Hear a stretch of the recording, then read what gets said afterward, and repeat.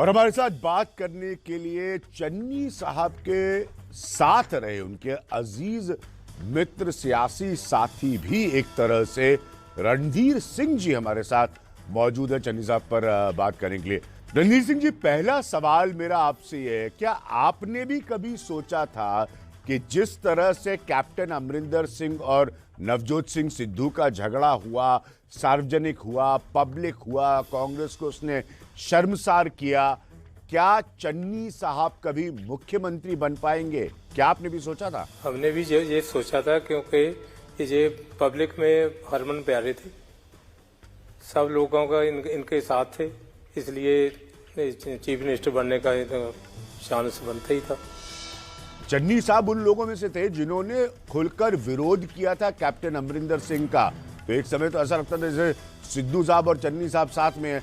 अब सिद्धू साहब चन्नी साहब पर ही सवाल उठा रहे हैं, तो ये दोनों लोग एक साथ हैं कि अब इनका भी झगड़ा वैसे ही सार्वजनिक होगा और खराब होगा जिस तरह से चुनाव के ठीक पहले सिद्धू और अमरिंदर सिंह का झगड़ा हुआ था? अब तो ये दोनों साथ साथ में है, इलेक्शन नहीं जीतनी, कांग्रेस को आगे लेके जाना। नहीं, कांग्रेस को किसको आगे लेकर जाना? सिद्धू साहब तो अपने आप को आगे लेकर जाना चाहते हैं ना।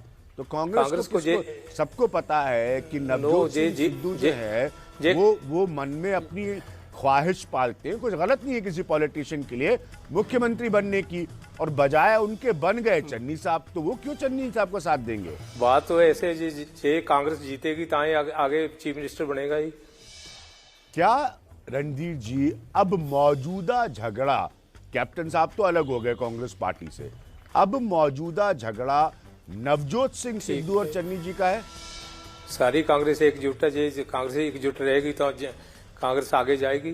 चरणजीत सिंह चन्नी की कमजोरी क्या है? ताकत तो हमने आपको बताई, कमजोरियां गिनाना भी बहुत जरूरी है।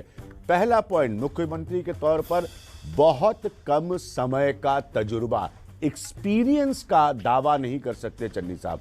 दूसरा पॉइंट, कांग्रेस के भीतर की पंजाब में गुटबाजी को संभालना। उनके दोस्त ये कह रहे हैं कि गुटबाजी नहीं है, लेकिन हकीकत ये है कि भयंकर गुटबाजी है जिसको इनको संभालना है। तीसरा पॉइंट, चन्नी ने अमरिंदर का विरोध किया और अब सिद्धू खुद चन्नी पर सवाल उठा रहे हैं। तो ऐसा नहीं कि चन्नी और सिद्धू अब साथ साथ है, जबकि चन्नी साहब ने अमरिंदर साहब का विरोध किया था।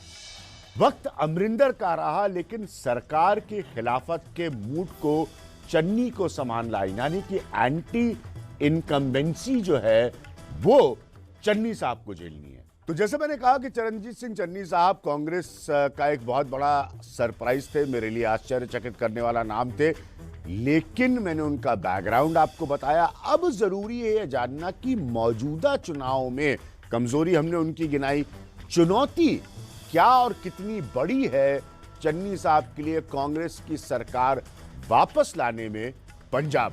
अगर कांग्रेस के नजरिए से हम पंजाब के मौजूदा चुनाव पर नजर डालें तो दो लड़ाई में चन्नी साहब का कुछ महीनों के लिए मुख्यमंत्री बनने का भाग्य तो खुल गया, लेकिन उनके लिए चुनौतियां काफी बड़ी और मुश्किल हैं। सबसे बड़ी चुनौती इस बात से शुरू होती है जिसका कुछ समय पहले वो खुद भी हिस्सा रह चुके हैं, यानी कि कांग्रेस के भीतर की गुटबाजी।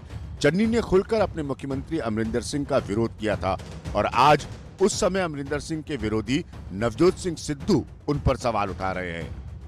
सर, चन्नी साहब ने कहा कि जब सिद्धू साहब रूठे हुए थे, अगर मैं उनको ना लेके आता तो अभी तक वो घर बैठे रहते। देखो, ये गल सुनी, ये झूठ है शरेआम।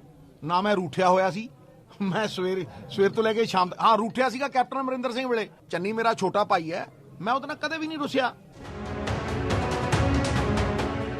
चन्नी के लिए एक बड़ी बात हो सकती है उनकी सफलता तय करने में उनका दलित चेहरा होना, और फिलहाल सी वोटर जैसे सर्वे के संकेतों को पढ़े तो मुख्यमंत्री के तौर पर उन्हें बहुत कम समय के लिए होने के बावजूद भी लोगों के पसंद के तौर पर अच्छा खासा प्रतिशत मिल रहा है।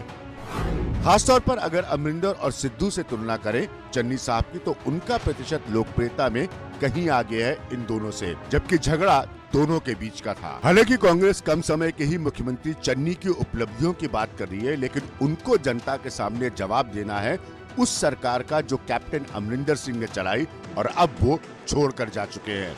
चन्नी पर चुनाव में निशाना साधने के लिए विपक्ष के पास मुद्दों की कमी नहीं है, खासतौर पर ड्रग्स का मामला हो या बेरोजगारी का, किसानों की बदहाली और राज्य सरकार पर बढ़ता हुआ कर्ज। इसके अलावा है रेत माफिया से लेकर शराब माफिया तक का दबदबा और भ्रष्टाचार का आरोप उन पर। विपक्ष का कहना यह है कि मुद्दे सालों पुराने हैं, लेकिन इनकी तस्वीर नहीं बदल पाई। चरणजीत चन्नी ने खुद कंफर्म कर दिया था जब ईडी की रेड पड़ी कि मेरे से एक गलती हो गई, मैं अपने रिश्तेदारों पर नजर नहीं रख पाया।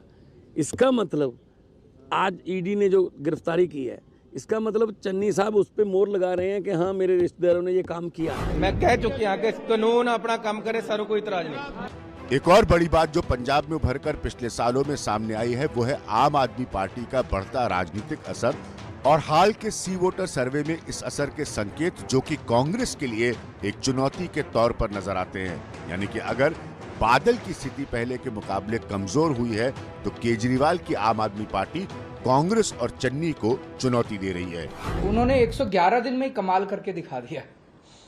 लोगों को 4-4, 5-5 साल लगते हैं करप्शन करने में, और फिर उन्होंने 111 दिन के अंदर ही इतना कमाल करके दिखा दिया। इतना करप्शन किया है, बहुत अनफॉर्चुनेट है। लोग देख रहे हैं। तो चन्नी साहब को कई पहलुओं पर चुनाव लड़ना है। एक तरफ सिद्धू हैं, अमरिंदर कांग्रेस की अपनी गुटबाजी है और बड़ी चुनौती दे रही आम आदमी पार्टी है। और ज्योतिषों पर यकीन करने वाले चन्नी जी के ग्रह नक्षत्रों का ये कड़ा इम्तिहान होगा।